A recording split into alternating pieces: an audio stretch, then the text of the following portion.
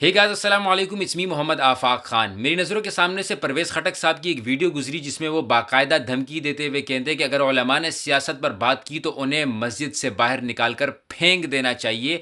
और उनकी बकवास यहाँ ख़त्म नहीं होती बल्कि मुल्क के अमन को ख़राब करने के लिए, अपनी लालच की खातिर, आवाम को गुमराह करने के लिए बाकायदा आवाम को और नौजवानों को भड़काते हुए कहते हैं कि अगर किसी आलिम दीन को सियासत पर बात करते हुए सुनो तो उन्हें मस्जिद से बाहर निकाल कर फेंक दो। ये उनके अल्फाज हैं जो मैं आपको इसी वीडियो में उन्हीं की ज़बानी सुनाऊंगा। लेकिन परवेज़ खटक साहब, आपसे मेरे ये सवाल बनता है कि आपको किसने हक दे दिया कि आप इस तरह के अल्फाज इस्तेमाल करें कि आप उलमा को मसाजिद से बाहर निकाल कर फेंक देंगे। मसाजिद पैसों पर बनवाई जा सकती है लेकिन उलमा पैसों पर नहीं बनवाए जा सकते। और किसने कह दिया आपसे कि जो सियासत है वो दीन का हिस्सा नहीं? यही उलमा हमें गाइड करते हैं। आपसे ये किसने कह दिया कि उलमा सिर्फ और सिर्फ बस नमाजें पढ़ाने के लिए, जनाजे पढ़ाने के लिए और निकाह पढ़ाने के लिए है?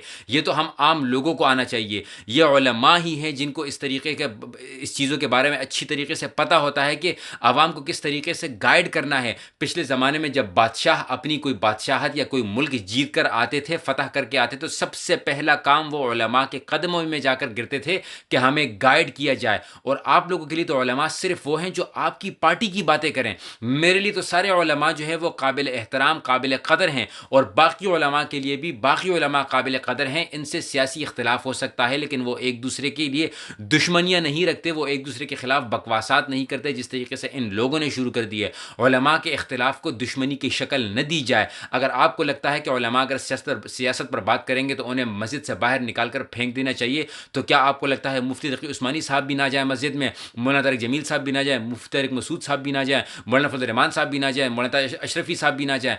ये क्यों हमने उलमा को बांट के रख दिया है कि जिस आलिम दीन ने मेरे लीडर की बात की तो वो मेरे लिए आलिम दीन, जिसने मेरे लीडर के खिलाफ बात की तो वो मेरे लिए आलिम दीन नहीं? हमने अपने उलमा का सांचा इतना छोटा क्यों कर दिया है? हमने ये सियासत अपने दिमाग पर इतनी हावी क्यों कर दी है? मेरे दोस्तों, मैं पहले भी आप लोगों से अर्ज़ कर चुका हूँ कि 2000 में, सन 2000 में बाकायदा ये एक रिसर्च हुई थी मुसलमानों के ऊपर। ये बाकायदा डॉक्यूमेंटेड मौजूद है कि किस तरीके से उलमा को और आवाम को एक दूसरे से दूर किया जाए। ये उसी साजिश का हिस्सा है जिसमें वो अच्छे तरीके से कामयाब हो चुके हैं। मैं नहीं कहता कि पीटीआई इस साजिश को बनाने में है, लेकिन मैं ये कहता हूँ कि इस साजिश में जाने या ना अनजाने में हम लोग खुद शरीक हो रहे हैं, सिर्फ और सिर्फ सियासत की आड़ में।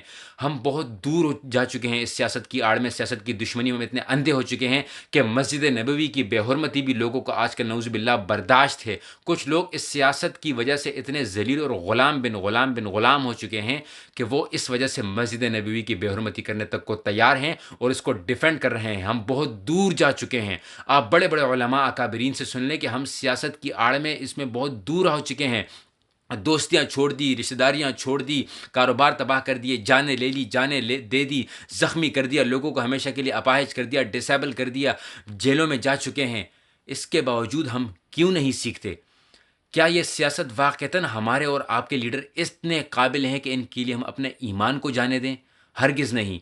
ये जो दुनिया है जिसमें हमने चंद साल रहना है, इस चंद सालों में चंद चंद लम्हों के लिए अगर हम एक लीडर को सपोर्ट करते हैं और वो आखिरत जहाँ हमेशा के लिए रहना है, उसके लिए हम अपना अपना ठिकाना जहन्नुम बना लें। लोगों की तारीफ़ के पीछे मत भागें, लोगों की गालियों से मत डरें, हक़ और सच की बात करें। उलमा से भी मेरी ये गुजारिश है कि इन चीज़ों को सीरियस लें। देने दो लोगों को गालियाँ, करने दो उनको। मस्जिद की बेहुरमती कब तक करेंगे? कोई ना कोई आएगा जो इनकी इस बेहुरमती पर इनकी टांगें और उनके हाथ तोड़ेगा। इस तरह के मुसलमान अल्हम्दुलिल्लाह मौजूद है पाकिस्तान में। आप खुलकर सियासत पर बात करें, खुलकर जो गलत है उसके खिलाफ बात करें। दो खड़े होंगे तो चार उनको मारने वाले भी आएंगे। जब इनको ये दिखाया जाएगा कि तुम शेर से सवा शेर मौजूद है, क्योंकि इनको अब तक ये लगता है कि बस उलमा के खिलाफ बकवास करते रहो, बस मज़े करते रहो। उलमा का तबका ही ऐसा है कि इनकी जाकर दाढ़ियाँ काट देते हैं, इनकी पगड़ियाँ उछाल देते हैं, लेकिन ये मसलहत की खातिर चुप रहते हैं, अमन की खातिर चुप रहते हैं। लेकिन मेरे दोस्तों, हम नौजवानों को उलमा के लिए खड़ा होना है। हम नौजवानों को, जो मदारिस के स्टूडेंट्स ना भी हों, हम उलमा के लिए आगे आना चाहिए। उलमा से पूछते हुए हमें भी स्टेप्स लेने चाहिए, हमें भी उलमा की आवाज़ बननी चाहिए, ताकि इस तरह के दो दो टके के लोग जो पठानों के नाम पर दबा है, मुसलमानों के नाम पर दबा है। पठानों की तो एक शान हुआ करती थी, पठानों में सबसे ज़्यादा उलमा हुआ करते थे। आजकल बदकिस्मती से टिकटॉक पर ठुमके लगाने वाला हर दूसरा बंदा पठान है। मुझे दुख होता है इस बात पर कि मैं खुद इस पठान हूँ और पठानों को इस हालत में देखकर तकलीफ़ होती है कि जंगें जीतने वाली कौमें, उलमा के लिए जाने देने वाली कौमें آج مسجد نبوی کی بے حرمتی کرنے والی کی ویڈیو جب میں نے دیکھی اس میں بھی پٹھان موجود تھے، اور آج جب یہ پرویز خٹک جیسا شخص جو خود کو پٹھان کہتا ہے پھر بھی پٹھان ان کو سپورٹ کریں گے۔ اپنی قوم کا خیال کر لو، اپنے دین کا خیال کر لو، اپنے ملک کا خیال کر لو، اپنی جنریشنز کا خیال کر لو، خدا را اپنے ایمان کا خیال کر لو، اور سیاست کی خاطر اپنے ایمان کو خطرے میں مت ڈالیں۔ ہمارے علماء نے تباہ و برباد کر دیا اس پاکستان میں، اور وہ مساجد کے علماء جو سیاسی ہیں، جو اپنے آپ کو سیاست مسجد میں سیاست، میں ان کو وارن کرتا ہوں، اور سارے لوگوں کو کہتے ہیں جہاں جس مسجد میں اسلام کے علاوہ، دین کے علاوہ سیاسی بات ہوئی تو ہمارے لوگ کھڑے ہو کے جواب دیں گے اور باہر کھائیں گے۔ اگر کوئی علماء، اگر کوئی عالم دین آپ کے لیڈر کے خلاف بات کرے یا پھر آپ کے لیڈر پر کوئی تنقید کرے، تنقید کو سننا سیکھیں۔ کسی ایک کے تنقید سے کچھ نہیں ہو جاتا، تنقید کو سننا سیکھیں، کیا پتہ وہ تنقید سچی ہو، لیکن اگر آپ کو لگتا ہے کہ وہ تنقید سچی نہیں تو اخلاق کے دائرے میں رہ کر بات کریں۔ آپ کے پاس وہ اپرچونٹی اور موقع آئے گا جب آپ ان سے جو ہے وہ کھڑے ہو کر وہاں پر سوالات کر سکیں گے۔ خدا را اپنے علماء کے سانچوں کو اپنے لیڈر کی تعریف پر جو ہے وہ مت بنائیں، بلکہ اپنے علماء کے سانچوں کو، اپنی علماء کا اس طریقے سے دیکھیں کہ جو باعمل عالم ہو اس کی بات آپ کے دل میں اترتی ہو۔ یقین جانیں یہ علماء ہمارا سرمایہ ہے، ہمیں ان کا احترام اور قدر کرنی چاہیے اس سے پہلے کہ بہت دیر ہو جائے۔ اگر آپ میری ان باتوں سے اتفاق کرتے ہیں تو ویڈیو کو شیئر کیجیے گا۔